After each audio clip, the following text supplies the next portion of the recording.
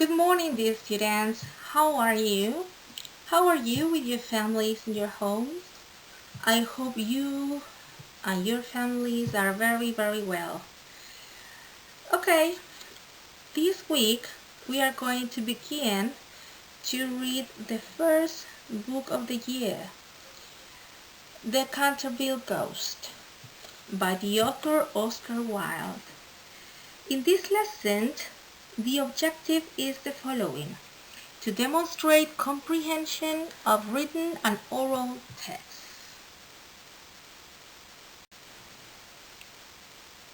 Well, before to read a book, in my opinion, it's very important to know a little bit about the author. In this case, we are going to say that Oscar Wilde was an Anglo-Irish novelist, playwright, poet, and a critic, and a celebrity in the late 19th century in London. And here we have another two titles of works: The Picture of Dorian Gray and The Importance of Being Earnest. Here we have the characters of this story. First, Sir Simon Canterville, the protagonist, the Canterville Ghost. Virginia Otis, Duke of Cheshire. Hiram B. Otis, Lucretia Tapton Otis, who is Mrs. Otis. Stars and Stripes, the Otis twins. Washington Otis, Mrs. Omni, and Lord Canterville. Well, dear students, in this part, you have a pre-reading activity. You have two pictures related to the story, and the idea is you have to guess, because it's a pre-reading activity. I mean, it's an activity we are going to do before to start reading the book, right? So what is going to happen in the story? Number one, what do you think? What do you think about this? The Otis family try to help the ghost? Do you think yes or no? You have to circle. This activity you should copy on your copybooks, right?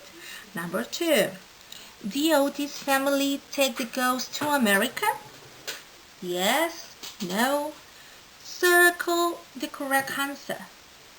Number three, the ghost leaves Canterville Chase because he can't frighten anyone. What do you think? Yes, no. One of the Otis children helps the ghost to rest at last. Yes, no.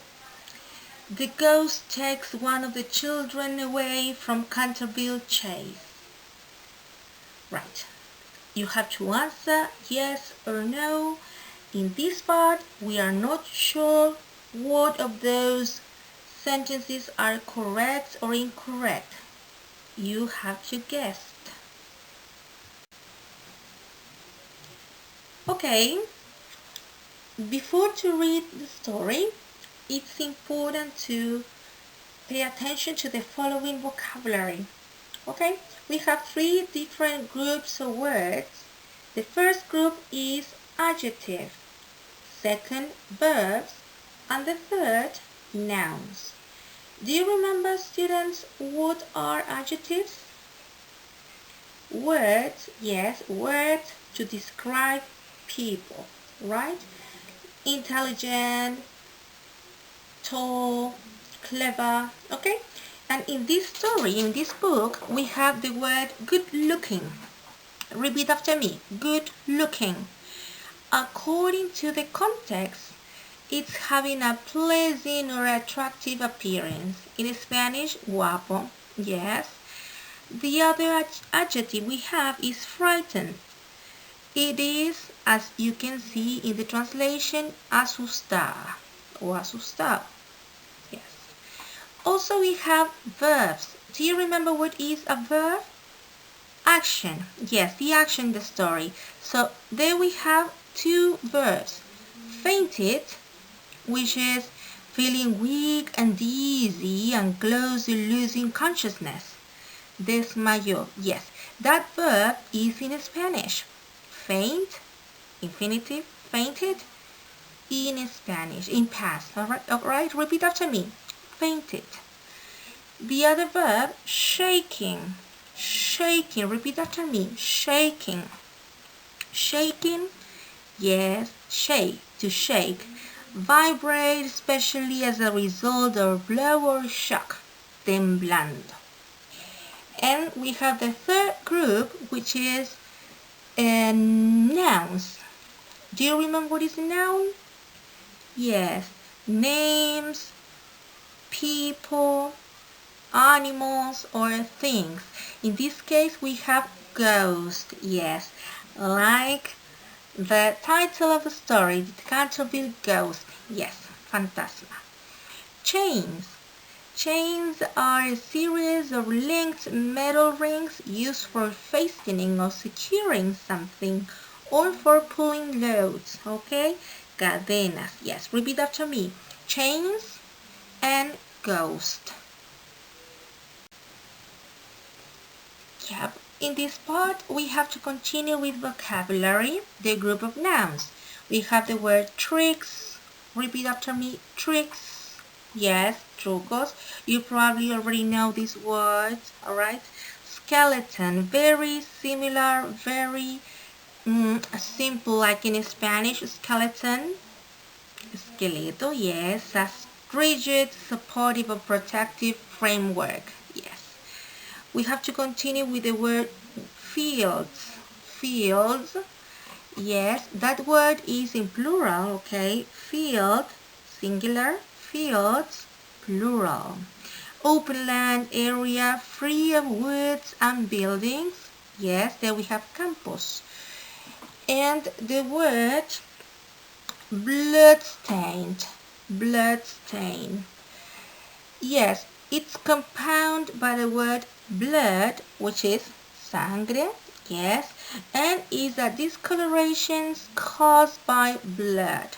Mancha de sangre. Yes, repeat after me. Bloodstain. The other word, housekeeper. Housekeeper. It's one employed to manage the domestic duties involved in maintaining a house. Translation, ama de casa. Yes, o cuidadora de la casa. Asesora de la casa. Yes. And the other group, the other word we have is thunder. Repeat after me. Thunder. Yes. The sound that follows a flash of lightning and is caused by sudden expansion of the air in the path of the electrical discharge. Yes. Un trueno. That's the word thunder. Okay, all set. So we are going to read now the book. And here you have the cover of the book, The Canterville Ghost.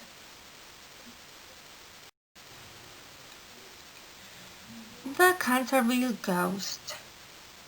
Most grand old houses have a family ghost of some kind.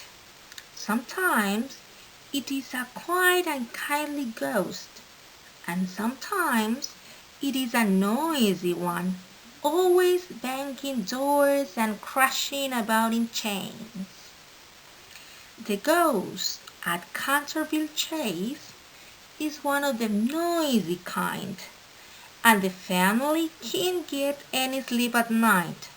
So Lord Canterville sells the house to Mr. Hiram B. Otis, who is an American and not at all worried about ghosts.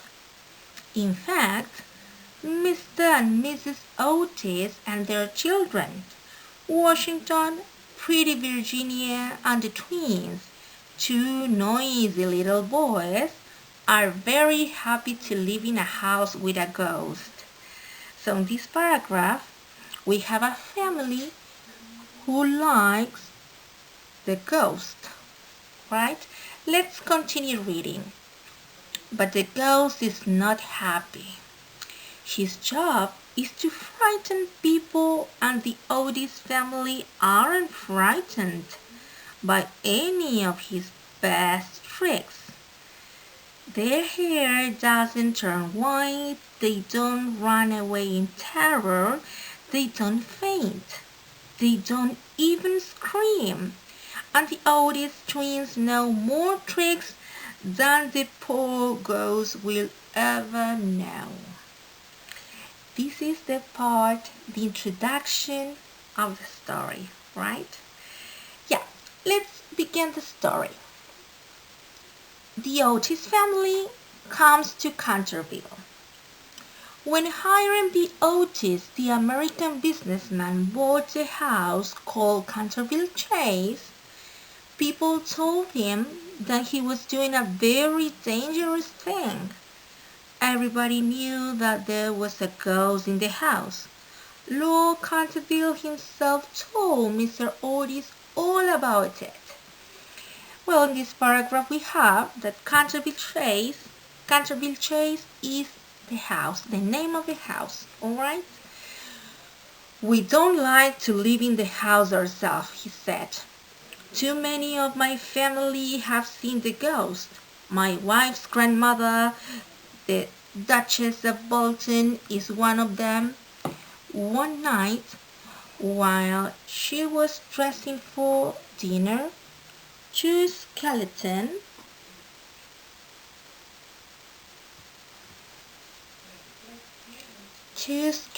hands were put on her shoulders. She has been ill for years because of that, and my wife never got any sleep there because of all the noises at night. Lord Canterville, answered Mrs. Otis, I will buy both the house and the ghost. I come from a modern country, and we can buy nearly everything in America, but not ghost. So, if there really is a ghost in the house, we can send it home to America, and people will pay to go and see it. I'm afraid that the house really does have a ghost, said Lord Canterville, smiling. Perhaps there are no ghosts in your country, but our ghost has been in the house for 300 years, and it always appears before the death of one of the family. Well, so does the family doctor, Lord Canterville. But there are no ghosts, sir, in any country, not even the famous old British families. Very well, said Lord Canterville. If you're happy to have a ghost in the house, that's all right. But please remember that I did tell you about it. Okay?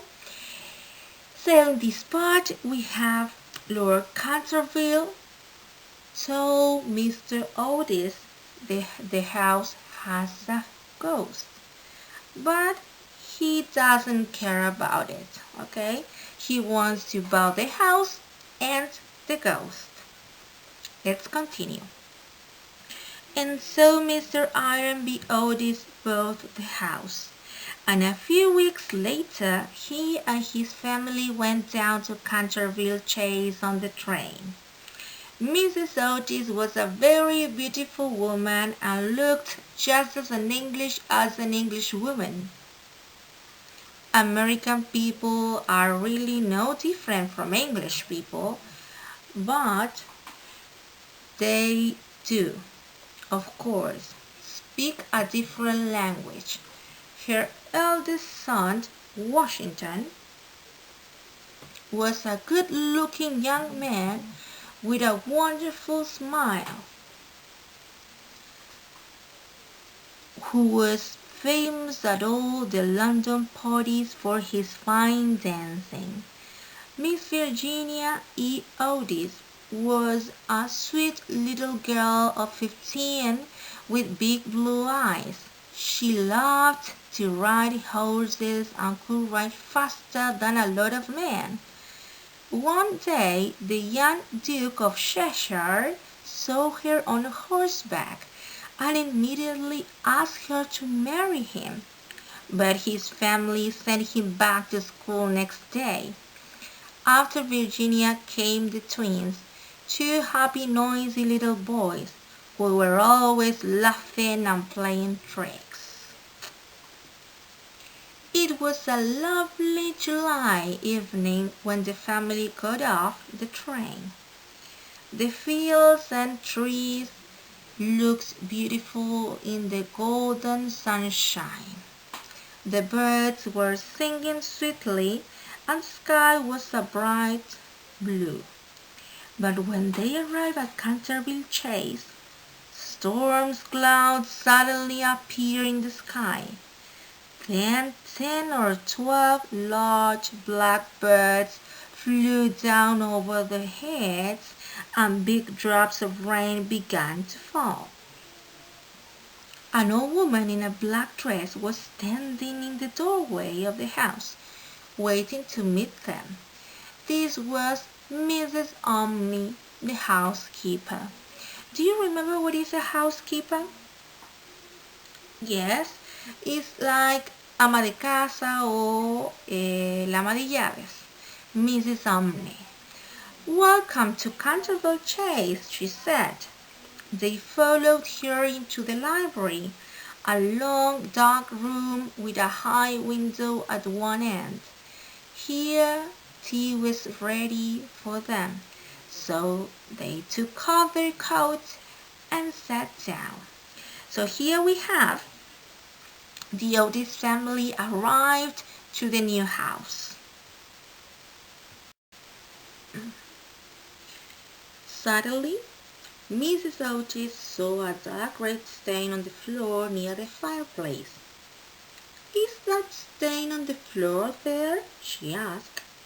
"Yes, Mrs. Otis," said Mrs. Omni, quietly. "It's a blood stain." "Oh, that's terrible," cried Mrs. Otis. "I can't have blood stains on my floor. It must go." The old woman smiled and again answered in a quiet voice. "It is the blood of Lady Eleanor de Canterville," she said. "Her husband, Sir Simon de Canterville, murdered her in 1575, while she was standing just there, in that place. He lived for another 9 years after her death. But then he disappeared, very strangely, and suddenly nobody ever found his body, but his ghost is still in the house and will not rest. The blood stain is famous. Visitors come here especially to see it. People have tried to clean it, but it will not go away." "Of course it will," cried Washington Otis. "Pinkerton's famous stain cleaner will clean it up in a second." And before the housekeeper could stop him, he was cleaning the floor with a small black stick. A minute later, the blood stain was gone. "There you are," he said, smiling at the others. "Pinkerton can clean everything." But at these words the storm outside suddenly began. A terrible flash of lightning lit up the room, and a second later came a great crash of thunder. Everyone jumped up at the sound of the thunder, and Mrs. Omni fainted. "What terrible weather this country has," said Mr. Otis. He sat down again and lit a cigarette. Mrs. Omni lay on the floor with her eyes closed.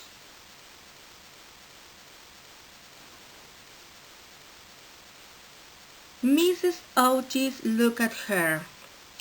"My dear Hiram," she cried, "what can we do with a woman who faints?" "Tell her she has to pay some money," said Mr. Otis. "If she breaks a cup or something, she has to pay for it. So tell her to pay if she faints. She won't faint after that." At this, Mrs. Umney immediately sat up, but she looked very unhappy. "Be careful. Trouble is coming to this house," she said, her voice shaking. "I have seen these here which are too terrible to describe. For night after night I have not closed my eyes in sleep." Mr. Otis gave him a warm smile.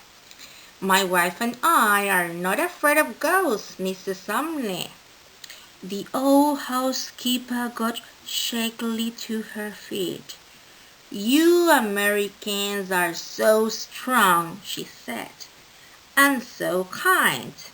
You know, I have worked here for many, many years at the same pay, and—" "Okay, Mrs. Umney, we'll pay you more money," said Mr. Otis, still smiling. "Oh, thank you, dear Mr. Otis and dear Mrs. Otis. Thank you very much." Well, dear students, after reading the previous chapter, which was the first chapter of this book, it's time to do some activities. Very, very simple. We have 5 different not questions, they are sentences, and you have to write true or false according to the reading. Okay? Copy this part of the exercises on your copybook and then circle the correct answer, true or false, right? Well, the other activity you have to do according to the reading of this first chapter is a quiz, a formative quiz. It's quiz, I have to tell you, it doesn't have a mark for you, it's only formative, okay? It lets you to know how is your progress according to the reading in chapter number 1, right? It's a reading comprehension quiz. The link of the Google form is in the comments below, yeah? And you have deadline Friday 17 July, right? That's the deadline. O sea, ese día se tiene que hacer como máximo. And after that, I send you the results by your email, ¿ya? Así que los mails, por favor, bien escritos para que todos tengan después sus puntajes. All right, and don't forget to do this, right, students? Right, and as the same like in the previous activity, in this part we have the exit ticket. Remember, you have to copy this exit ticket on your copybooks, and the idea is you have to complete. How you have to complete? According to this lesson, the reading of the first chapter of the book, you have to complete the exit ticket with 3 things you learned. In this part, you have to write 3 things, words, vocabulary you learned, okay, during this lesson. Then you have to complete with 2 types of questions. If there is something you don't know or you didn't understand, you have to complete 2 questions from this lesson, okay? And finally, in the last part, you have to write an opinion about this class, okay? Your personal opinion about this class, the reading of the first chapter of the book, all right? Opinion, you can say, yes, I like it because, or no, I don't like it because, okay? It's your personal opinion. Remember, you have to copy all these activities on your copybook, okay? Have a very, very good week. Bye bye.